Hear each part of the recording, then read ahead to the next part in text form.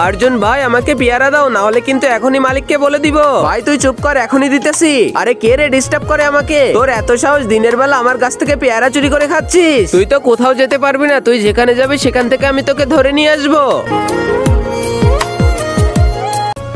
এই अर्जुन আরেক জায়গায় মেয়ে দেখতে যাইতে হবে নাকি? এটা তোমার পছন্দ হয়ে গেছে? আরে একে তো আমি ভালোবেসে ফেলেছি। শয়তান একটা, ঢং করে যাও এখান থেকে। এখন চুপচাপ আমার পেয়ারা দাম দিয়ে তারপরে যাও। এই अर्जुन তুমি এখানে? আন্টি কেমন আছেন? মা তুমি কি अर्जुनকে চিনো? আরে এটা তো ওই ছেলেটা যে আমার বোনের মেয়েকে দেখতে আসবে। अर्जुन ভাই চল, দেরি হয়ে যাচ্ছে।